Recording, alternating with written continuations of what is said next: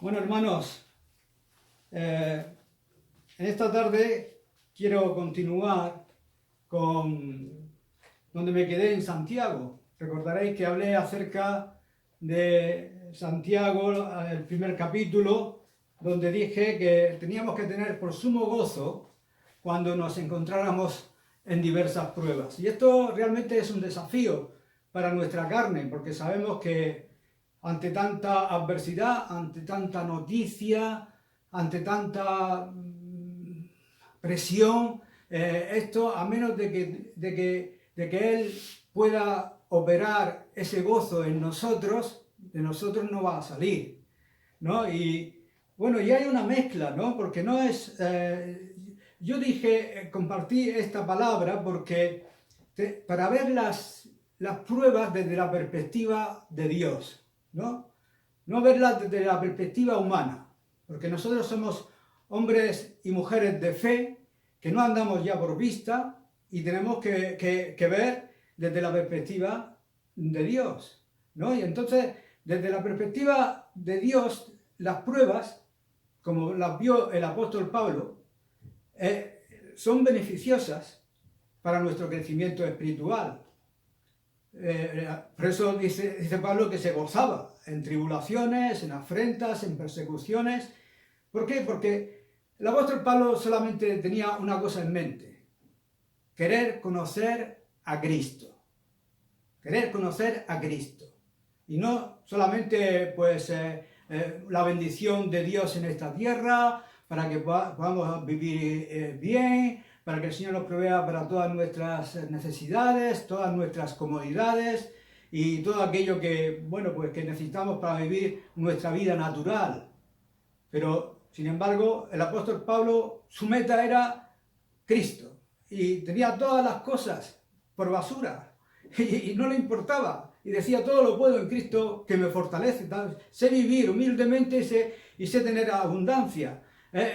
Pues venga lo que venga, hermanos, tenemos que adaptarnos a la perspectiva de Dios y experimentar, porque quizás en tiempos de necesidad, quizás en tiempos adversos, quizás en tiempos de tribulación, quizás vamos a conocer a Dios de una manera más profunda y vamos a encontrar más sentido a nuestra existencia y vamos a tener pues la bendición de Dios sobre nuestras vidas, ¿no? Yo cuando estábamos orando aquí, estaba un poco triste, la verdad, ¿no? Porque es que no es que ese gozo, vamos a estar llenos de gozo, jubilosos y en situaciones como esta todo el tiempo, ¿no? Hay momentos que cuando yo estaba escuchando orar a Jesús, porque hay tristeza en el corazón, porque ves a tus familiares, ves el mundo, ves las personas que mueren. Pues eso también lo tuvo el apóstol Pablo. El apóstol Pablo dijo en Romanos 9:1, dijo: verdad digo en Cristo, y no miento, y mi conciencia me da testimonio en el Espíritu Santo, que tengo gran tristeza y continuo dolor en mi corazón, porque deseara yo mismo ser anatema, separado de Cristo, por amor a mis hermanos, los que son mis parientes según la carne, que son israelitas, de los cuales son la adopción, la gloria, el pacto, la promulgación de la ley, el culto y las promesas, de quienes son los patriarcas y de los cuales según la carne vino Cristo, el cual es Dios sobre todas las cosas, bendito por los siglos de los siglos. Amén. Así que vemos en la vida de Pablo que existen estas dos cosas. Existen estas dos cosas. Existe la tristeza, por un lado, en su corazón, por sus parientes, por la nación de Israel, que se habían quedado con la ley solamente. Y bueno, y por todos, me imagino, con todos sus parientes según la carne, familiares y demás, ¿no?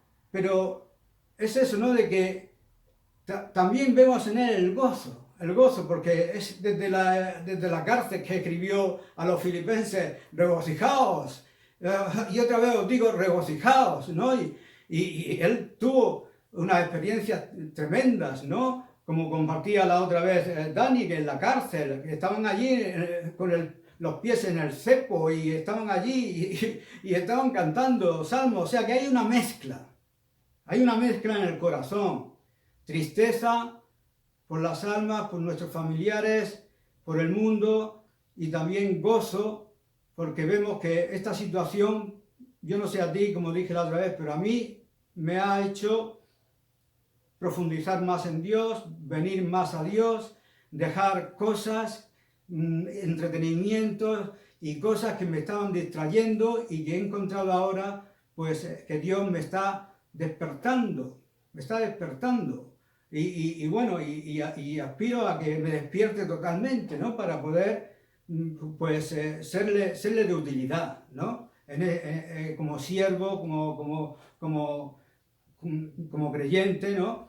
Así que en esta tarde quería compartir con vosotros, como he dicho, donde lo dejé en Santiago, el capítulo 5,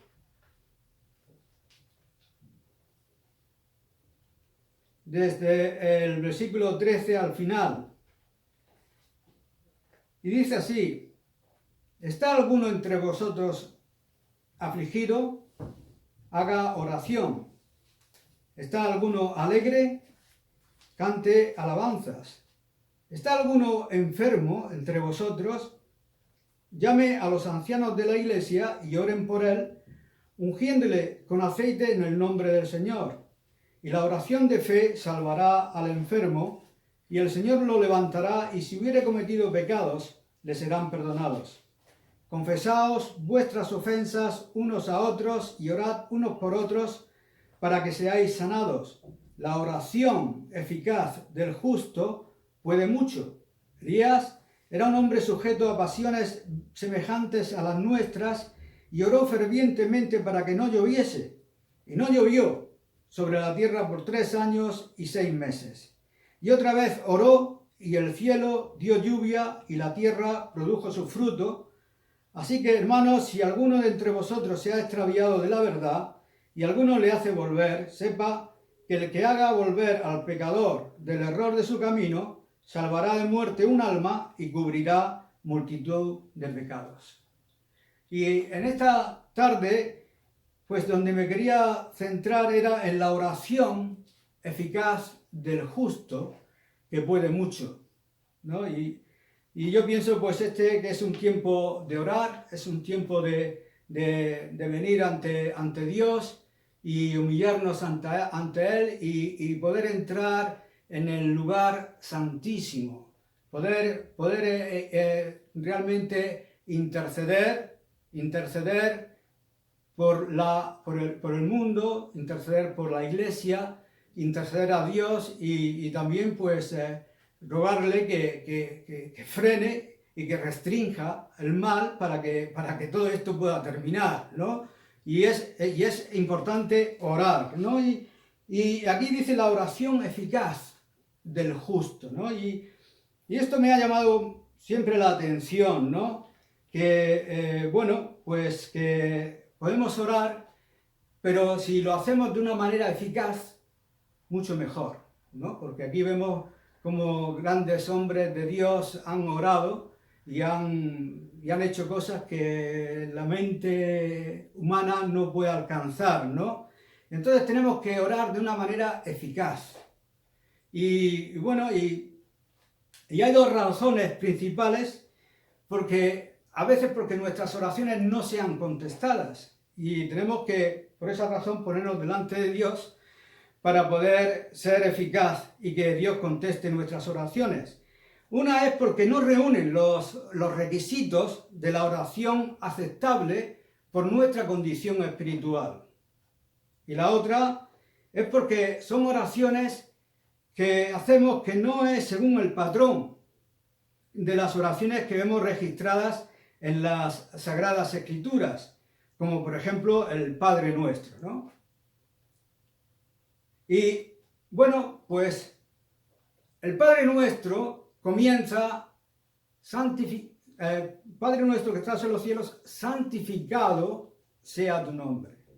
Comienza con la santidad de Dios, ¿no? Y como he dicho, antiguamente en el templo, cuando iban a orar, cuando iban a la nación de Israel se congregaba en el tabernáculo o en el templo, se quedaban en los atrios, no podían entrar al lugar santo. Se tenían que quedar allí en los atrios, allí los sacerdotes hacían los sacrificios y luego pues para entrar en el templo se lavaban los cuerpos con agua, entraban en el lugar santo y sabemos esto, que solamente una vez al año entraba el sumo sacerdote, donde hacía expiación para todos y bueno, es el lugar santísimo, ¿no?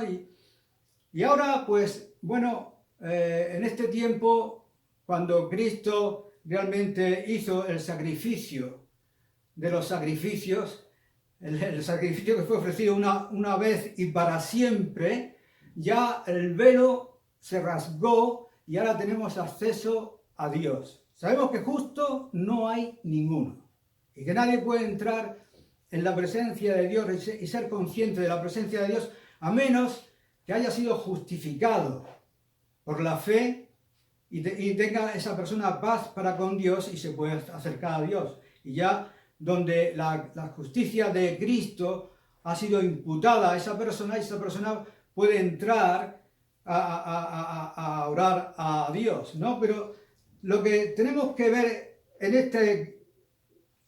esta epístola de Santiago, de la cual yo estoy compartiendo, como decía la otra vez, que bueno, pues podemos hablar mucho acerca de Santiago y podemos hablar mucho acerca de la epístola, pero realmente estamos viviendo lo que la epístola dice, porque esta epístola, ese es el fin, es la praxis. Santiago está hablando de ser hacedores, y el hacer en las escrituras no es como en el Antiguo Testamento, que lo haces con tu fuerza, con tu voluntad, sino el hacer es por medio de la fe que tú has creído y has recibido, porque Dios no nos demanda que hagamos nada si Él no nos da pues la gracia para poder hacer aquello que nos han mandado a hacer. Entonces, el hacer en el Nuevo Testamento es diferente, pero aquí Pablo no está hablando acerca de romanos y de eso justificación por fe, está hablando de aquella persona que es justo en su vida cotidiana. Es decir, que se comporta de una manera práctica en cuanto a la justicia ante Dios y ante los hombres, ¿no? Y si no vivimos, pues separados del mundo, si no nos negamos a nosotros mismos, si no luchamos contra el pecado, si no hacemos morir los deseos de la carne, pues nuestra oración se va a ver afectada. Y cuando, hermanos, estamos distraídos con estas cosas, con el mundo, con la carne, con los deseos, con las demandas de la vida en el aspecto natural, entonces vemos que quizás perdamos el hábito incluso de orar, y eso indica que nuestra vida espiritual no va bien. Así que aquí tenemos esa condición espiritual que he dicho antes, que es uno de los requisitos para que seamos eficaces en cuanto a las oraciones, ¿no? Entonces, por eso dice el Salmo 66, 18, si en mi corazón hubiese yo mirado a la iniquidad, el Señor no me habría escuchado, mas ciertamente me escuchó Dios y atendió la voz de mi súplica. Pero esta persona no miró la iniquidad. Pero hay un texto también en Isaías 59:2 que dice, pero vuestras iniquidades han hecho división entre vosotros y vuestro Dios. Esto se lo dijo Isaías al pueblo de Israel, ¿no? Vuestros pecados han hecho ocultar de vosotros su rostro para no oír, porque vuestras manos están contaminadas de sangre y vuestros dedos de iniquidad, vuestros labios pronuncian mentira, hablan maldad vuestra lengua. Esto es, lo dijo Isaías a la nación de Israel, no lo estoy diciendo yo a vosotros, pero estoy usando este texto para reflejar lo que estoy diciendo en mi mensaje, que pues las iniquidades en la vida cotidiana, si mentimos, si hacemos las cosas de una manera o la otra, pues eso merma nuestra vida de oración. Entonces, ¿qué debemos hacer? Pues lo que debemos hacer, 1 Juan 3, 19 al 22 dice: y en esto conocemos que somos de la verdad, y aseguraremos nuestros corazones delante de Él. Pues si nuestro corazón nos reprende, mayor que nuestro corazón es Dios, y Él sabe todas las cosas. Amados, si nuestro corazón no nos reprende, confianza tenemos en Dios, y cualquier cosa que pidiéramos la recibiremos de Él, porque guardamos sus mandamientos y hacemos las cosas que son agradables delante de Él. Y es eso, ¿no? Que esta es para yo, el tabernáculo, como he dicho, estaba el atrio, el lugar santo, el lugar santísimo. Nuestro corazón, yo pienso que es donde habita Dios, es el lugar santísimo, ¿no? Y tenemos que guardar nuestro corazón. Hay pues muchas instrucciones y muchos proverbios y muchas exhortaciones a que nuestro corazón esté limpio. Y tenemos que limpiar nuestro corazón de una manera práctica, de una manera que podamos no tener conciencia de pecado, ¿no? Es eso, ¿no? Que nuestra conciencia a veces, si no estamos haciendo bien las cosas, pues nos advierte, ¿no? Pero Cristo ha venido con su sacrificio para limpiar nuestras conciencias, para que podamos servirle. ¿Sí? Limpia nuestras conciencias por la sangre que Él ha derramado, ¿no? Y por esa razón tenemos que acercarnos a Él y tener esa conciencia limpia de que estamos caminando con Él y que no nos está afectando, ¿no? Y es eso, ¿no? De que tenemos que ser transparentes con Dios. La manera de que realmente podamos conocernos a nosotros mismos y conocer nuestro corazón es cultivar la presencia de Dios, es estar tiempo en la presencia de Dios. A mí me gusta, ahora no puedo, pero a mí me gusta ir ahí al campo que tengo ahí enfrente y pasear y mirar al cielo y quedarme así como desnudo, que Dios pueda mirar todo mi ser, ¿no? Y a veces pues entro en esa presencia y puedo interceder más, y puedo orar más, y puedo batallar con las cosas y tal, y me veo que dejo mi corazón abierto de par en par para que Dios me pueda también convencer, me pueda reprender, me pueda decir esto y lo otro, esto lo ha hecho mal, esto no lo ha hecho. Y ya en esa comunión que tengo con Él, en eso de poner mi corazón abierto a Él, pues entonces pues me habla y entonces pues yo me arrepiento y lloro y por esas cosas y tal. O sea, nuestro corazón dice eso, de que si no nos reprende, pues entonces ya tenemos confianza. Ya somos más eficaces a la hora de orar. Porque si una persona vive en pecado, pues no puede ser eficaz en cuanto a la oración, pues lo único que tiene que hacer es clamar a Dios para que Él le limpie del pecado.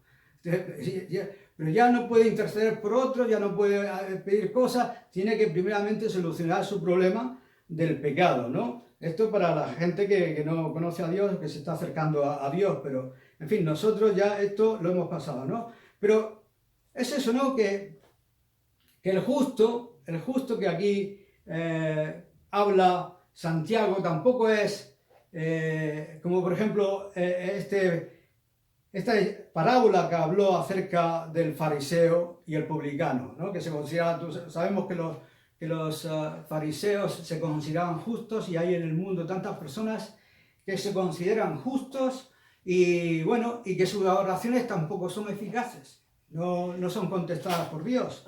Y en esa parábola, pues os la voy a leer, si queréis la podéis buscar, pero a ver dónde se encuentra esa parábola. Pues no he tomado la referencia, pero lo tengo aquí, me parece que está en Lucas. A unos que confiaban en sí mismos como justos, y menospreciaban a los otros, dijo también esta parábola. 2 hombres subieron al templo a orar, uno era fariseo y el otro publicano. El fariseo, puesto en pie, oraba consigo mismo de esta manera: Dios, te doy gracias porque no soy como los otros hombres, ladrones, injustos, adúlteros, ni aun como este publicano. Ayuno 2 veces a la semana, doy diezmos de todo lo que gano. Mas el publicano, estando lejos, no quería ni aun alzar los ojos al cielo, sino que se golpeaba el pecho, diciendo: Dios, sé propicio a mi pecador. Os digo que este descendió a su casa justificado antes que el otro, porque cualquiera que se enaltece será humillado, y el que se humilla será enaltecido. Y aquí vemos, ¿no?, cómo magistralmente nuestro Señor en las parábolas, con qué maravilla Él hace contrastes, ¿no?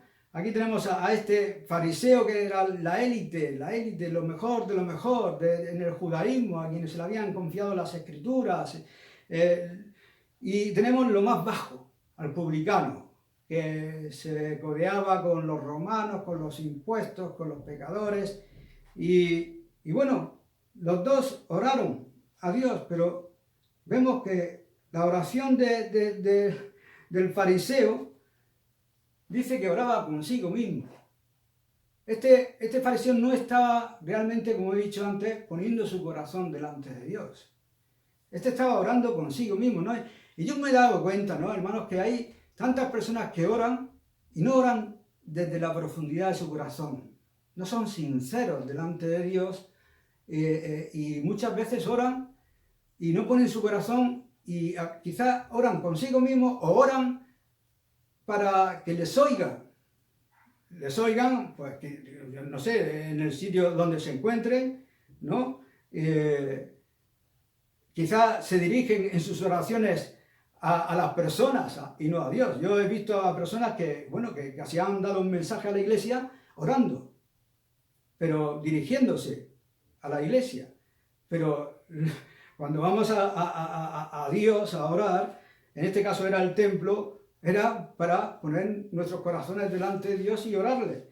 Y bueno, pues aquel que se consideraba justo, que pensaba que estaba haciendo bien todas las cosas, que hacía muchas cosas y tal, sin embargo, en su corazón estaba menospreciando a otro, ¿no? A otro, en su corazón no estaba el amor hacia los demás, hacia el prójimo, no estaba manifestando el amor hacia los hombres, lo estaba despreciando. Y yo no soy como ese. Y eso muchas veces cuando yo he ido a evangelizar a personas así de religión y tal, religiosos, de la religión no voy a decir qué religiones para no ofender a nadie, pero yo no necesito eso. Eso es para los drogadictos, para los borrachos, para los ladrones, pero yo estoy bien. Se consideran justos, ¿no? Y esas personas no oran, y esas personas nunca serán justificadas delante de Dios, como tampoco lo fue este. Pero sin embargo, el publicano no quería ni alzar los ojos al cielo, se golpeaba su pecho y diciendo: sé propicio. Esa persona estaba reconociendo su necesidad de Dios, estaba reconociendo que era pecador, estaba reconociendo que necesitaba a Dios, estaba reconociendo que necesitaba la gracia de Dios, que necesitaba el perdón de Dios. Y esa persona se humilló ante Dios y dice la parábola que él se fue a su casa justificado antes que el otro, porque cualquiera que se enaltece será humillado y el que se humilla será enaltecido. Así que, hermanos, es cuestión de humillarse y es cuestión de orar con el corazón y es cuestión de realmente amar a las personas y no juzgar ni condenar a nadie, ¿no? Es cuestión de interceder por todas las personas, de toda clase de personas, que ponga el Señor en nuestro corazón de orar y eso es la oración que agrada a Dios, ¿no? Y luego pues el Padre Nuestro que dice: Padre nuestro que estás en los cielos, santificado sea tu nombre, venga a nosotros tu reino. Bueno, de esta parte de venir su reino, realmente nosotros necesitamos que venga su reino, ¿no? Pero nosotros estamos ya, si hemos sido nacidos de nuevo, hemos entrado en ese reino, estamos en el reino, y lo que queremos es que Jesús reine y gobierne en nuestra mente, en nuestro corazón, en nuestras emociones, en nuestras pasiones, en nuestros deseos. Que venga el Rey, mejor que, porque ya estamos en el reino, pero que venga su reino a este mundo. Que venga este rey, porque la gente no es consciente de Dios. Y Dios y Jesús trajo y invadió, se puede decir, este mundo de tinieblas y trajo su reino. Y tenemos que llamar a la gente a que pueda entrar en el reino de Dios, porque en el reino de Dios Jesús dijo que mi reino no era comida ni bebida, sino paz y gozo en el Espíritu. En el reino de Dios podemos estar bajo la autoridad de Dios, bajo la protección de Dios, y Él nos da todas aquellas cosas, ¿no? Y bueno, pues es eso, ¿no? De que venga tu reino, ¿no? Pero el siguiente punto que quiero hacer es que, donde dice, hágase tu voluntad. Venga tu reino, hágase tu voluntad, en la tierra como en el cielo. Primera de Juan 5:14 dice, y esta es la confianza, una vez que nuestros corazones no nos reprende, tenemos confianza en Dios. Ya hemos avanzado un paso, ya podemos orar de una manera eficaz. Pero dice, y esta es la confianza que tenemos en Él, que si pedimos alguna cosa conforme a su voluntad, Él nos oye. Y sigue, y si sabemos que Él nos oye, en cualquier cosa que pidamos, sabemos que tenemos las peticiones que le hayamos hecho, ¿no? Entonces, el segundo punto es que debemos, en nuestra comunión con Él, en nuestro estudio y escudriñar las Escrituras, conocer su voluntad y orar conforme a ella, ¿no? Hay, por ejemplo, aquí, el ejemplo que pone en este pasaje es Elías, ¿no? Y podríamos ver la vida de Elías, ¿no? Todo lo que hizo, que es asombroso, que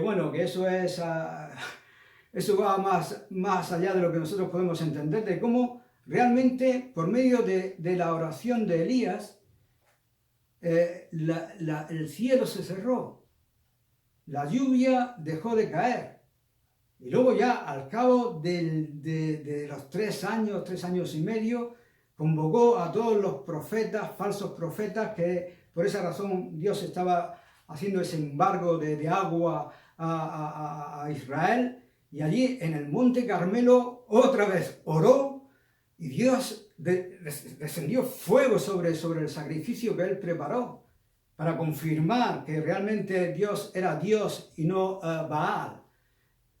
Y luego pues vemos que más adelante vemos que hizo también descender fuego sobre aquellos que venían contra él, que le había mandado el rey, y venían contra él, y hizo descender fuego.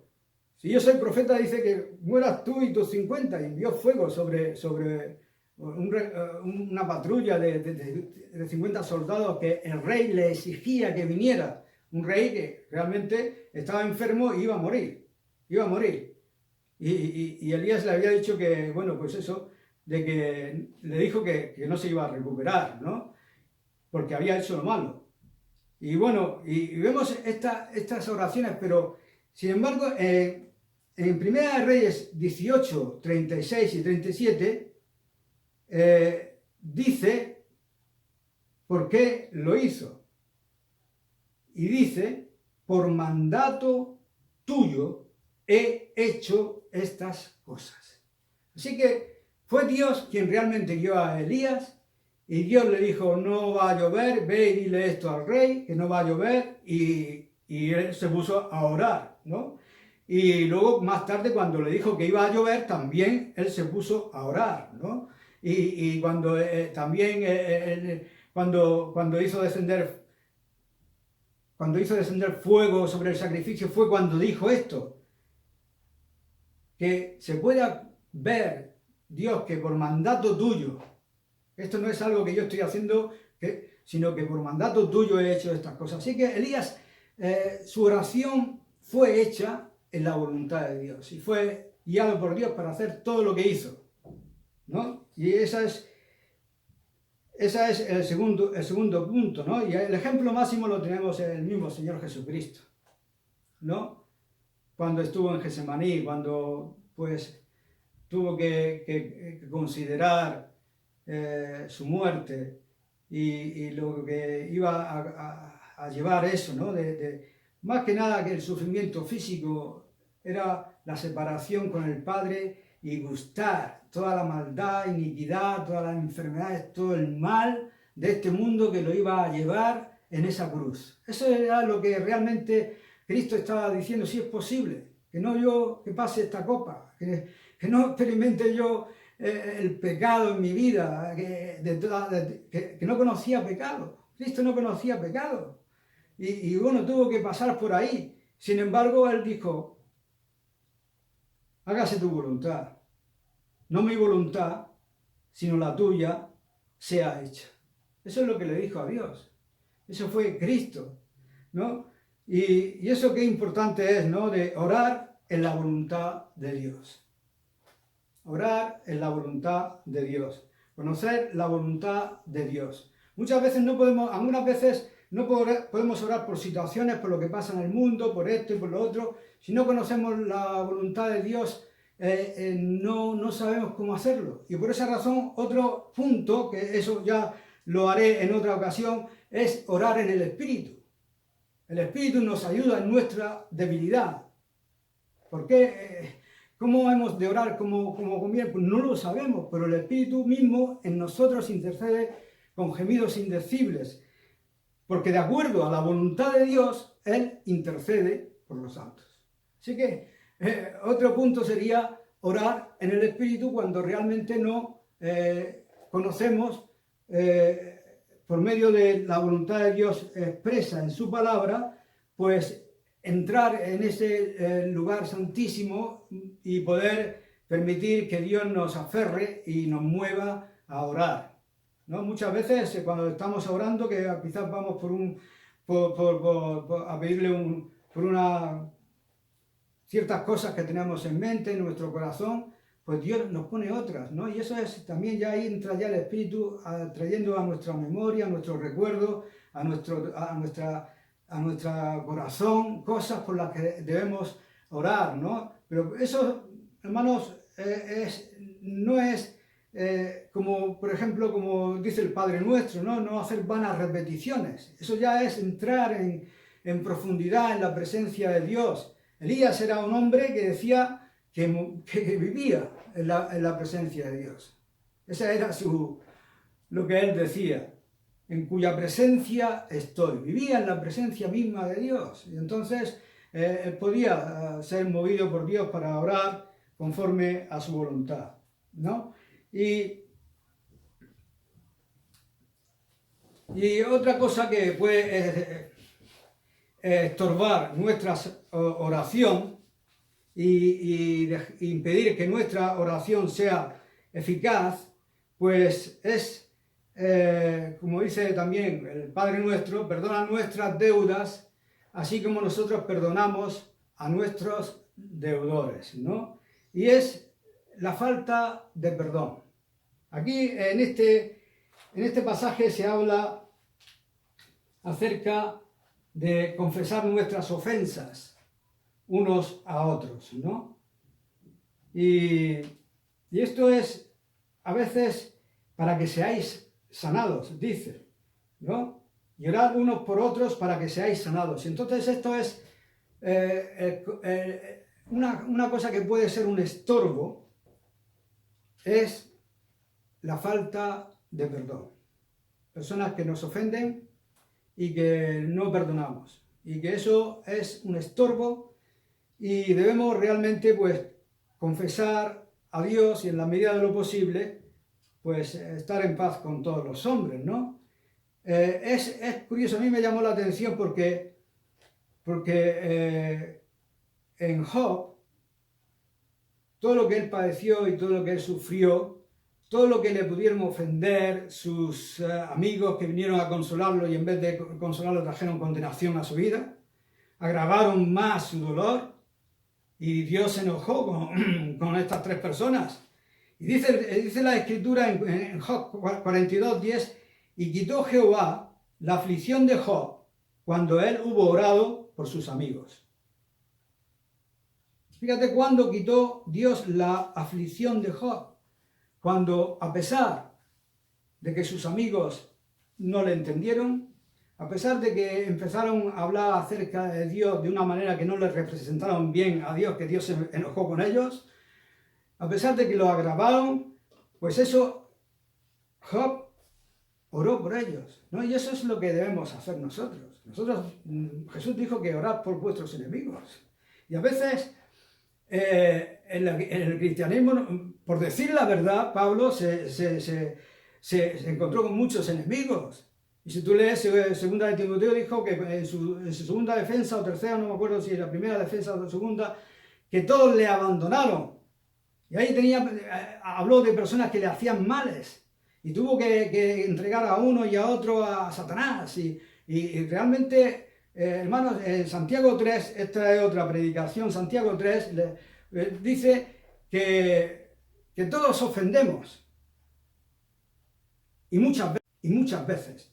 Y vamos a ofender por medio de la palabra de Dios, vamos a ofender y de una manera que no podemos remediar. Jesús dijo a unos discípulos, ¿esto os ofende?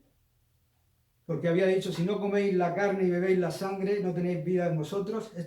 Y no lo entendieron porque Jesús siempre estaba pues intentando ilustrar las verdades espirituales con cosas naturales porque las mentes no podían asimilarlas. Y lo que le estaba diciendo era que comieran de él. Él es el verbo, la palabra, la palabra que da vida. Y no lo entendieron y se fueron. Y Jesús les dijo a los demás, ¿vosotros creéis también? O sea, a veces no podemos evitar ofender por medio de la palabra. Eso es que no se puede. Y más si tenemos que contender ardientemente por la fe que nos ha sido dada a los santos y vemos tantas falsas doctrinas y tantas cosas en la que vamos a tener que ofender a aquellas personas que están en esas cosas. Y eso es inevitable, ¿no? Pero podemos ofender también, pues, siendo la culpa nuestra, ¿no? Que ofendemos porque criticamos, porque juzgamos. Aquí también, en esta epístola está hablando, aquí no sé si es en este contexto, lo hemos leído, que dice,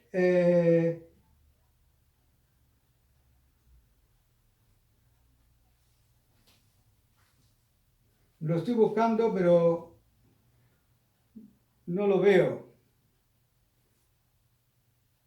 Hermanos, no os quejéis unos contra otros para que no seáis condenados. He aquí el juez está delante de la puerta. Entonces, hermanos, podemos ofender y podemos ser ofendidos, ¿no? Pero nosotros no podemos realmente juzgar a los demás. Podemos juzgar a los demás porque eso es inevitable, porque tenemos un juicio y nuestro juicio nos dice si esta persona está andando bien, está andando bien, hacer esto, no hacer lo otro. Pero lo que nosotros no podemos hacer es condenar a nadie, a nadie. Lo único que podemos hacer es, como dice la Escritura, si somos espirituales, si vemos a una persona que cae, pues restaurarlo con un espíritu de mansedumbre. Pero no podemos condenarle. Si alguien peca contra nosotros y nos ofende, o si nosotros ofendemos a otra persona, pues vamos a esa persona y le confesamos nuestra ofensa hacia él, o si nos ha ofendido, pues le decimos, hermano, me has ofendido en esto, y llegar a un acuerdo. Pero lo que no podemos es entrar en la obra de Satanás. La palabra diabolos tiene que ver con el calumniador. Y muchas veces el diablo empieza a meter críticas, chismes, noticias de hermanos en la iglesia y Santiago dice, hermanos, esto no puede ser así. Una fuente puede producir agua limpia y y otra fuente está dulce y otra amarga. ¿Cómo? Eso no es posible, ¿no? Entonces, nosotros tenemos que aprender a confesar nuestras ofensas para que seamos sanados, porque muchas veces eso impide, hermanos, que nuestras oraciones sean eficaces. Y de eso habló también una parábola, la parábola que se encuentra en Mateo. Ya no voy a leerla porque ya se está haciendo la hora, pero en Mateo vemos ahí también, ¿no? Como la actitud de una persona que debía tanto dinero al rey y que el rey le perdona la deuda y luego va a la calle y se encuentra con que el otro le debe 20 euros y bueno, y lo coge del cuello, lo zarandea y no tiene compasión ninguna con él. Y en esto yo veo, hermanos, que como Dios, qué confianza nosotros tenemos para acercarnos a Dios y ver cómo Él nos perdona y todo lo que nos ha perdonado. Y muchas veces nosotros no somos capaces de perdonar a los demás. Dios perdona y olvida, pero los hombres no olvidan. Una persona mejor que cometió un desliz, ahí se queda con ese desliz, Dios se habrá humillado como el publicano, lo habrá confesado a Dios una y otra vez, lo habrá levantado 1000 veces, pero para la gente, mucha gente, que son como el fariseo, lo ven como una persona despreciable. Bueno, y estas personas pues realmente tendrán que dar cuenta a Dios.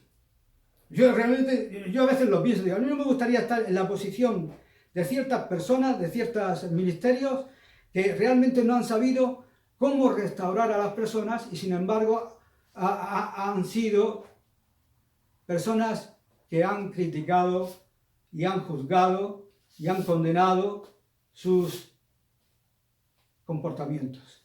Nosotros hemos sido llamados a amar y a perdonar y a restaurar y a pedir perdón y a ser perdonados. Y eso en las ofensas, hermanos, es algo que si no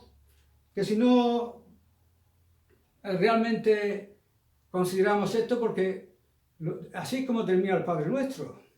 Porque aquel que no perdonará sus ofensas, tampoco mi Padre Celestial perdonará las suyas. ¿No? Y es eso, ¿no? Que hemos sido llamados a orar de una manera eficaz y tenemos que que Dios trate con nuestro corazón en todas estas cosas para poder entrar en su presencia y poder ser atrevidos. Atrevidos no para declarar y decretar, que eso es otro, ¿no? Esa es otra. Eso es contrario a la voluntad de Dios. Esto es algo que yo no entiendo.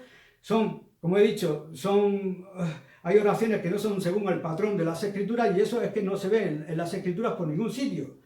Ni en el Antiguo Testamento, ni en el Nuevo Testamento, ni en los apóstoles, ni en la doctrina, ni en nada. Sin embargo, ahí está. ¿No? ¿Por qué? Porque es el hombre que quiere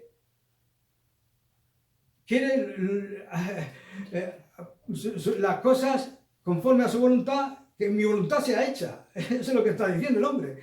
Yo decreto esto porque esto es lo que yo quiero y eso lo quiero ya. Y bueno, esa no es una forma de orar, eso no es la forma humilde de orar de Cristo, no es la forma que vemos con la voluntad de Dios de Elías. Esto realmente es algo que, bueno, yo no quiero hablar mucho de eso, ¿no?